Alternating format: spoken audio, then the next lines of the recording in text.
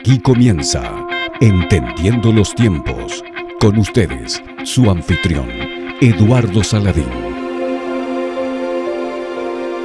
Un pastor es una persona a la que se le ha conferido autoridad dentro de una iglesia cristiana para dirigir, cuidar, supervisar y gobernar una congregación de creyentes.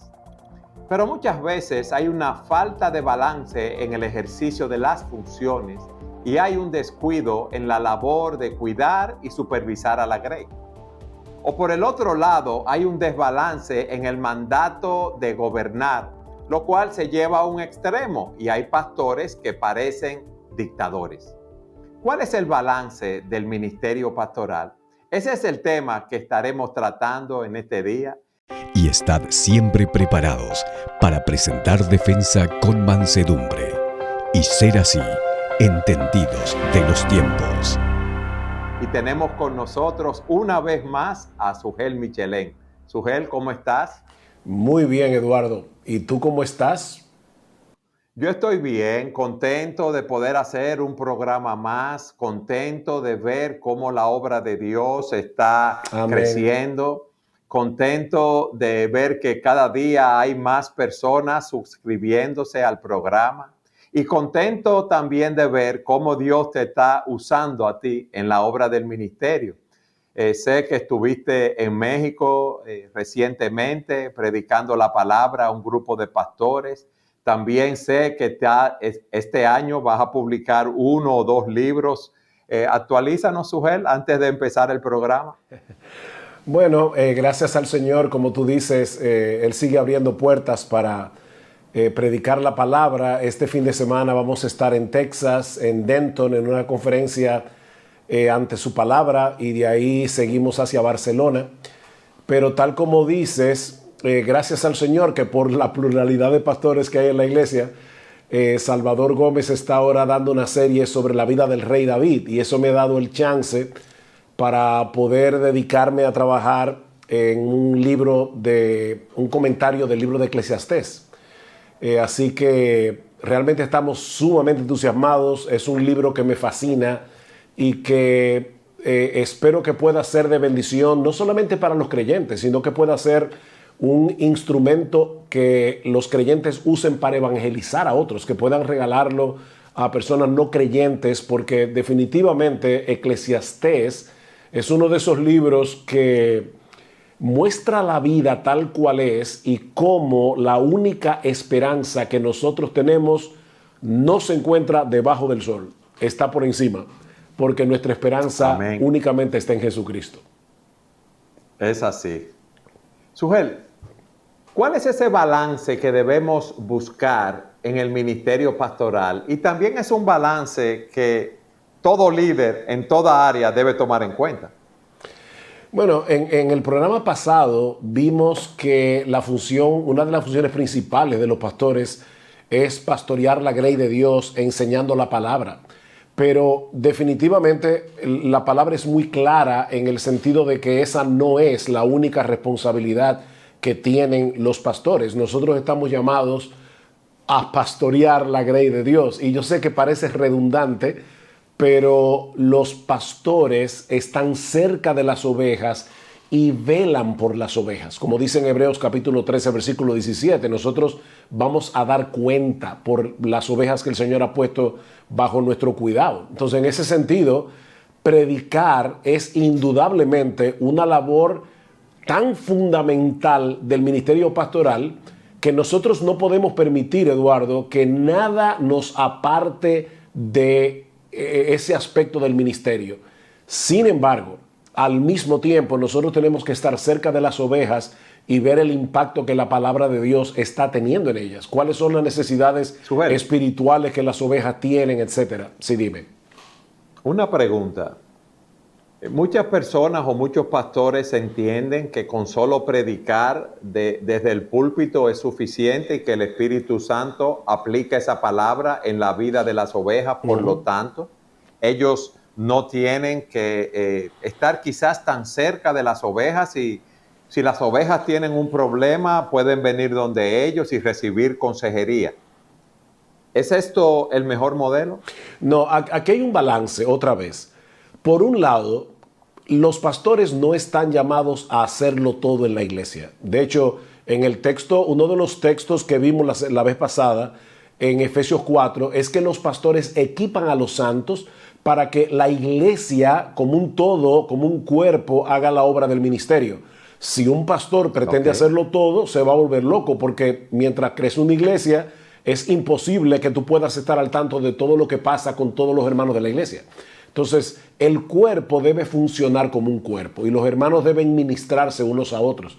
Pero hay una responsabilidad particular que Dios ha dado a los pastores de hacer eso de manera oficial. Fíjate cómo en 1 Tesalonicenses capítulo 5, versículo 12, Pablo dice: os rogamos, hermanos, que reconozcáis a los que trabajan entre vosotros y os presiden en el Señor y os amonestan, y que los tengáis en mucha estima y amor por causa de su obra. Tened paz entre vosotros. Sin embargo, inmediatamente después, Pablo dice: también os rogamos, hermanos, que amonestéis a los ociosos, que alentéis a los de poco ánimo, que sostengáis a los débiles, que seáis pacientes para con todos.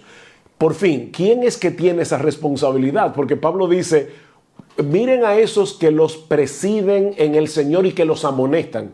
Pero al mismo tiempo, ustedes, hermanos, miembros de la iglesia, no descuiden la labor de cuidarse mutuamente. Bueno, nosotros gobernamos la iglesia, presidimos la iglesia, tenemos una autoridad oficial para cuidar de las ovejas, amonestar a las ovejas que no andan bien, pero las ovejas también tienen ese cuidado. Entonces, ambas cosas deben estar en la iglesia, el trabajo de los pastores y la labor de los hermanos. Otro texto que podemos citar aquí es el mismo capítulo 2 de la misma carta a los tesalonicenses.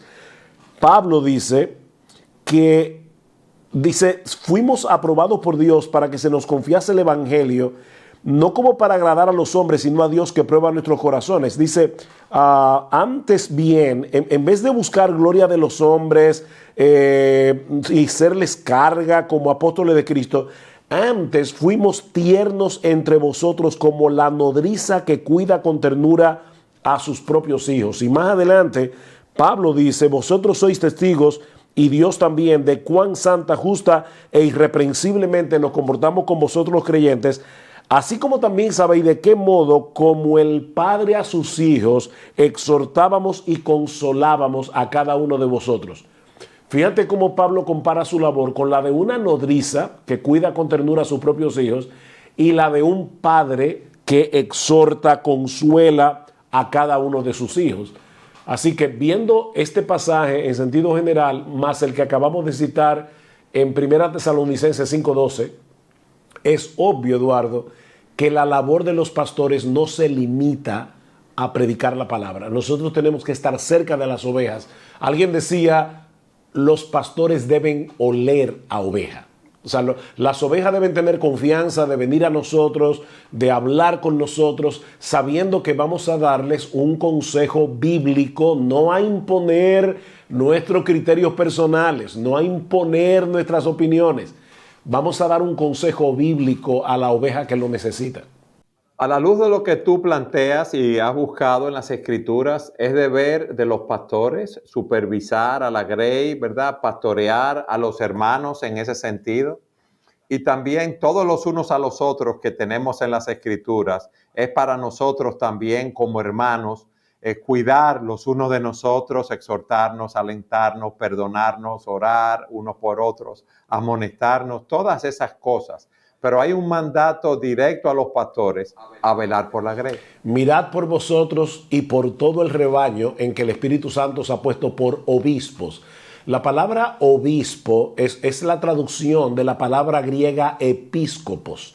Y es una palabra compuesta de epi, que significa sobre, y scopo, que significa ver, velar, vigilar. O sea, que lo que Pablo está diciendo es: mirad por vosotros, los pastores deben cuidar su propia vida espiritual, pero también por todo el rebaño en que el Espíritu Santo os ha puesto como supervisores para pastorear la iglesia del Señor que Él ganó con su propia sangre. Eso es muy serio, Eduardo, porque nosotros vamos a dar cuenta al Señor por esas ovejas. Yo le decía, precisamente cuando estaba en México, le decía a los pastores, les hice una pregunta: ¿cuál es el libro más importante que tiene un pastor además de la Biblia? ¿Y cuál sería la respuesta? ¿Cuál es el libro más importante del pastor aparte de la Biblia? El libro más importante, Eduardo, es la lista de miembros de la iglesia. Porque tú debes tener esa lista, orar por los hermanos. Por ejemplo, tú sabes que nosotros somos 7 pastores. Bueno, una de las ventajas que tenemos al tener una pluralidad es que podemos dividirnos la lista de miembros y así poder orar por la membresía. Y cada pastor tiene el grupo de hermanos por los que ora, y eso también permite que tú digas: ven acá, yo hace tiempo que no sé de fulano, y tú puedes darle una llamadita, saber cómo está, porque a veces, Eduardo, esa labor de velar por los hermanos no necesariamente quiere decir que tú te pases 10 horas con cada uno. A veces hasta una llamada telefónica puedes resolver un problema, o puedes saber si ese hermano ahora por la pandemia no está yendo a la iglesia, si está teniendo temores. Bueno, tú lo llamas y le das ánimo y le dices: hermano, ven, vuelve a la iglesia, que tenemos un protocolo de seguridad o lo que sea. Pero tú tienes que velar por las ovejas. Una ventaja que tiene también la pluralidad de pastores es que no necesariamente todos los pastores tienen la misma carga con respecto a la consejería. Tú lo sabes, Eduardo, porque tuviste en nuestra iglesia por muchísimos años, que hay algunos de los pastores, algunos de nosotros, que predicamos más que otros. Hay otros que al predicar menos, al tener una carga menor de predicación, les permite ver a más personas. Pablo dice en 1 Timoteo 5:17, los ancianos que gobiernan bien sean tenidos por dignos de doble honor, mayormente los que trabajan en predicar e enseñar. Eso quiere decir que no todos los pastores tienen la misma carga con respecto al púlpito. Entonces, eso permite que un pastor tenga más oportunidad. Pero, por ejemplo, ahora que yo no estoy predicando, yo me puedo dar el lujo de ver más hermanos de los que yo veía cuando estaba, por ejemplo, predicando de Romanos. Y próximamente voy a comenzar otra serie de las 2 cartas a los tesalonicenses, y de verdad que estoy ya muy ansioso de comenzar a predicar de nuevo, pero me falta un rato para llegar al púlpito en lo que se termina la otra serie. Entonces, eso me puede permitir ver más personas que lo que yo estaba viendo hace unos meses atrás. Entonces, eso varía, es lo que quiero decir. No necesariamente todos los pastores en el mismo tiempo hacen todas las cosas. Sí, lo importante es que cada uno, según su llamamiento y según la carga que tenga, vea hermanos, ¿verdad?, de la iglesia, pueda pastorear y estar en contacto con el grupo que se le asigna. Yo te entiendo, si una iglesia tiene 200 miembros y hay 3 pastores, quizás en vez de tomar 60 o 66 cada pastor, quizás hay uno que puede estar más, darle seguimiento a 80 hermanos y otro a 40 según la carga que tiene, si está a tiempo completo en el ministerio, ¿verdad? O si tiene un trabajo secular que le impida hacerlo. Y hay una facilidad ahora, Sugel. Es verdad que la pandemia nos ha traído muchos inconvenientes, pero ahora con la pandemia uno puede contactar a los hermanos a través de las redes, por Zoom, ¿verdad? O por otro medio, y eso ayuda o nos da facilidad para poder contactar hermanos en diferentes horarios y hacer lo que tú dices, saber cómo están, o poder tener una pequeña entrevista de 20, 30, 40 o 1 hora con ese hermano o ese matrimonio para saber cómo están espiritualmente, alguna consejería o algún tipo de ayuda espiritual que necesitan. Sugel, por el Zoom otro puede, lado... perdón, que iba a decir que el Zoom en ese sentido es una tremenda ayuda, porque uno puede tener una reunión, tú en tu casa, el hermano en su casa, y como tú dices, no tiene que ser 1 hora, puede ser decir: hermano, solamente te quiero llamar 15 o 20 minutos para saber cómo estás. Así es. Por otro lado, Sugel, tenemos los pastores que fungen como dictadores, que tienen un control de la grey y yo creo que se involucran en áreas donde Dios no los ha llamado a involucrarse en la vida de los hermanos y le hacen ciertos tipos de exigencia a los hermanos que no deben ser. Así como tú nos has explicado cuál debe ser el balance de cuidar y supervisar a las ovejas, me gustaría que tú nos explicaras de esos pastores que tienden a convertirse en dictadores en una grey. Bueno, vamos a ver lo que dice Pedro en ese sentido en Primera de Pedro capítulo 5. Yo creo que es un pasaje clave. Pedro dice, ruego a los ancianos que están entre vosotros, y evidentemente ahí la palabra se refiere a los pastores, a los líderes.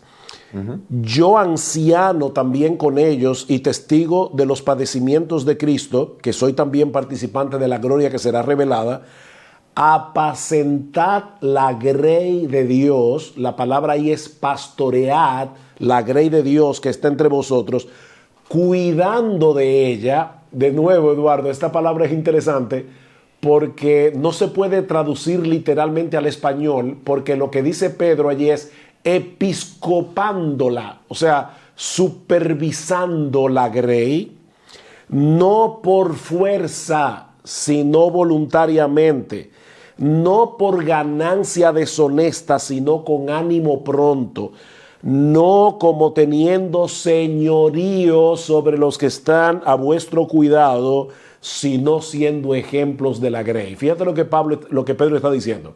Ustedes tienen que pastorear, deben supervisar la grey, pero cuidado, primero, no lo hagan por fuerza, o sea, no es como, ay, esta obligación que me han puesto y yo estoy cansado de este ministerio. No lo haga así, hazlo voluntariamente. Debe ser un gozo poder pastorear las ovejas por las que Cristo murió. Eduardo, eso es un tremendo privilegio.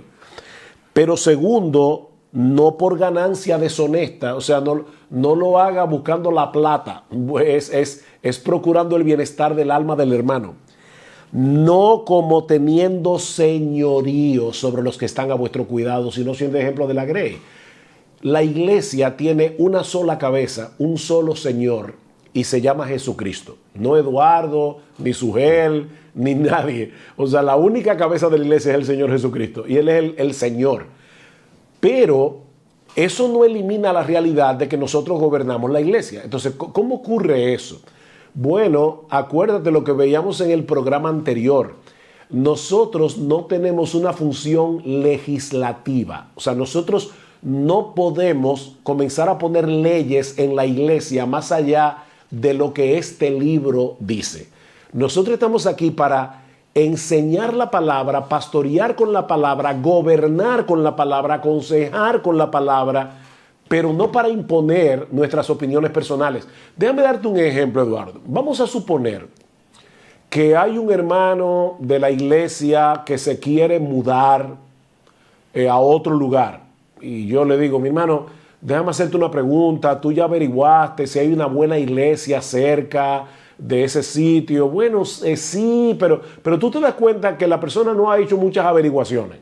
Y yo le digo, mira, yo creo que fuera bueno que tú, antes de mudarte, estuvieras seguro de que la iglesia que está en el área es una iglesia que enseña bien la palabra, que tiene buena doctrina.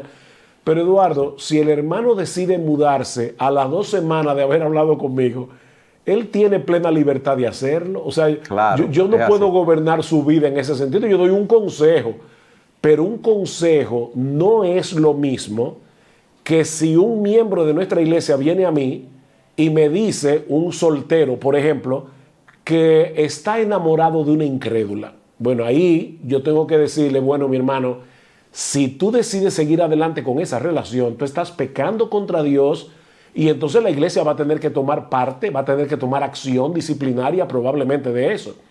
Sí. Pero ves, son 2 casos diferentes. En un caso no hay pecado. Hay un asunto de prudencia, de sabiduría. En el otro hay un mandato bíblico y por lo tanto tú puedes decirles, oveja, cuidado porque te estás extralimitando, tú estás violentando la voluntad de tu Señor. Pero Eduardo, no es lo mismo violentar la voluntad de tu Señor que violentar la voluntad del pastor. Son 2 cosas muy diferentes. Sí. Y nosotros tenemos que tener mucho cuidado porque mira, es muy fácil traspasar ese lindero. La pregunta es ¿qué consejo tú le darías, verdad, a un pastor que en su buena intención de cuidar de la grey se ha extralimitado en ese sentido y ha implementado criterios personales y no bíblicos en el pastoreo, o quiere justificarlo con algunos principios bíblicos que no pueden sustentar esa postura? Bueno, yo le diría a ese pastor, asegúrate que cuando tú predicas, cuando tú aconsejas, cuando implementas principios en la iglesia, tú tienes una base bíblica para hacer eso, porque la iglesia es la casa de Dios. Y como la iglesia es la casa de Dios y no la casa del pastor, en esa casa debe hacerse lo que el dueño de la casa dice. Y el dueño de la casa es Dios. Ahora, Eduardo, ¿en qué sentido los pastores gobiernan? Esto es importante también aclararlo. Vamos a suponer, ahora mismo en nuestra iglesia, nosotros estamos tratando de tomar una decisión porque queremos volver a implementar una escuela dominical, y ya se avisó a los hermanos este domingo que nosotros queremos, los pastores, volver otra vez a implementar la escuela dominical.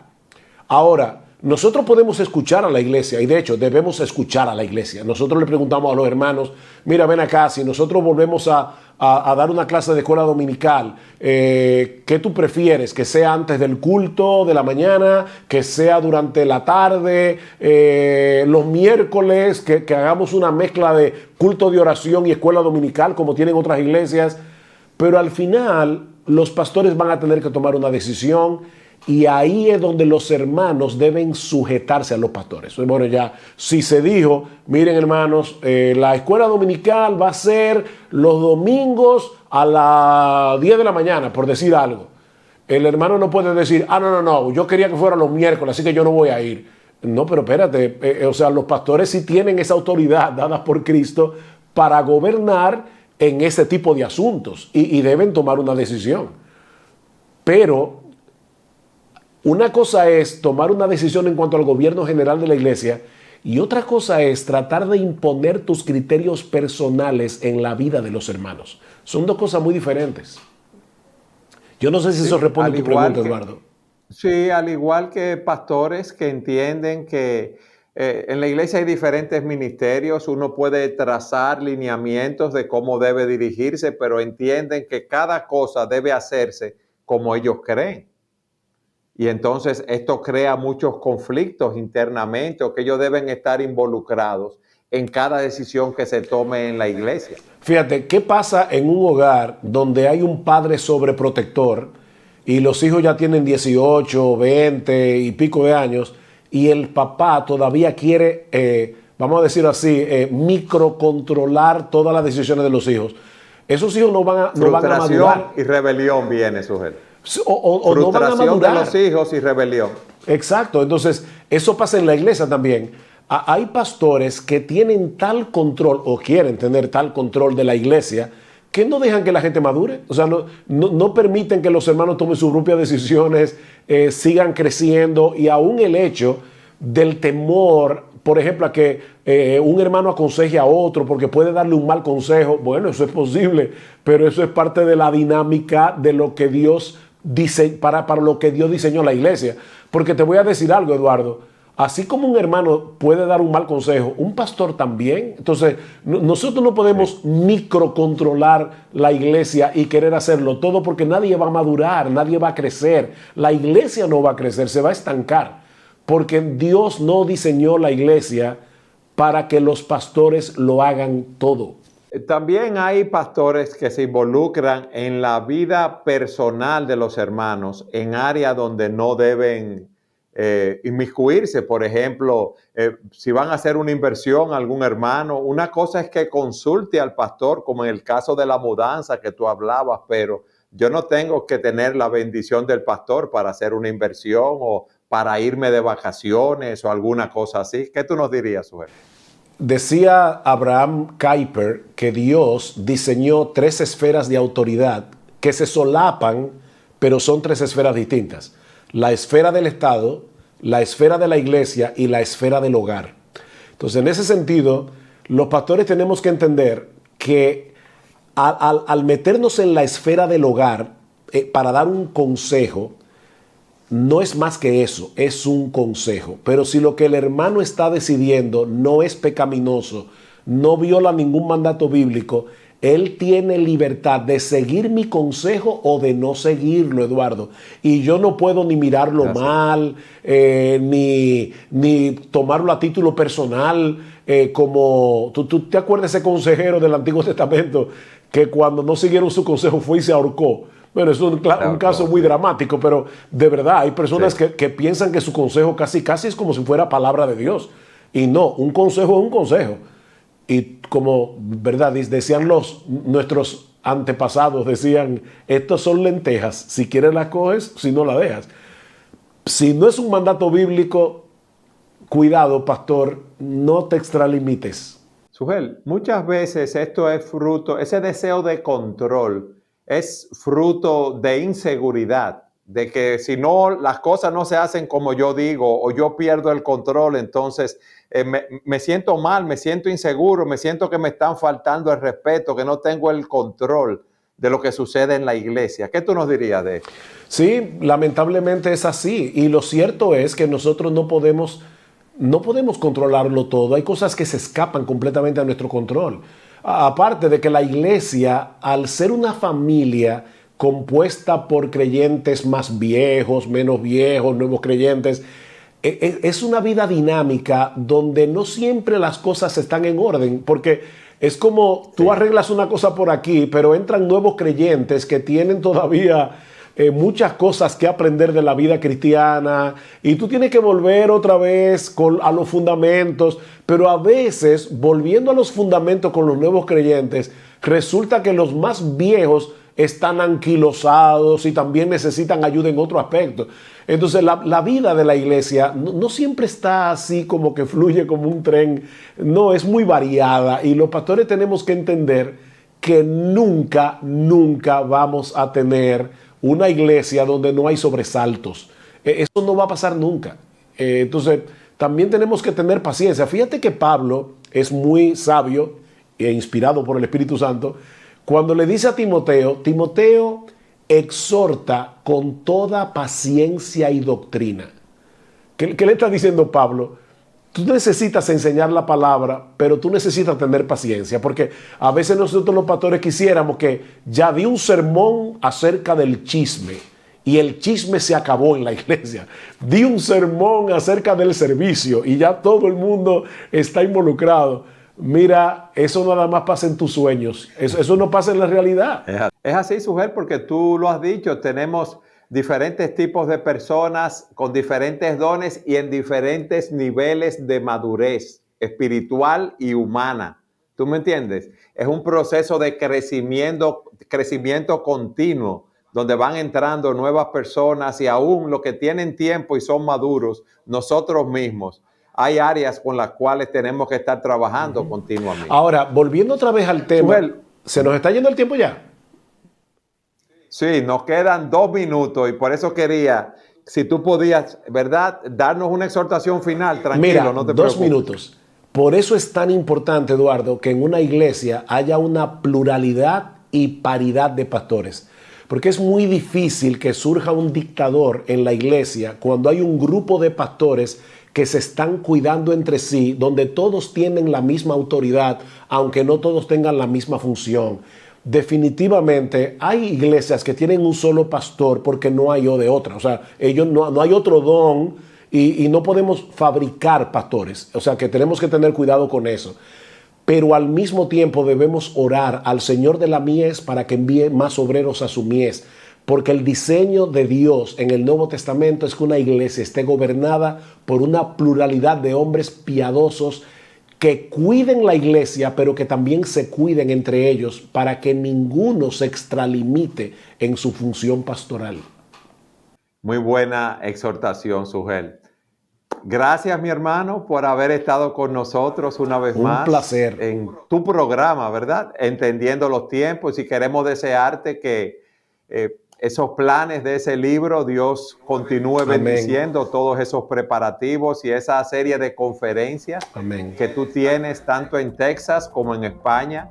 El Señor te lleve con bien y continúe utilizándote poderosamente en la expansión de su reino.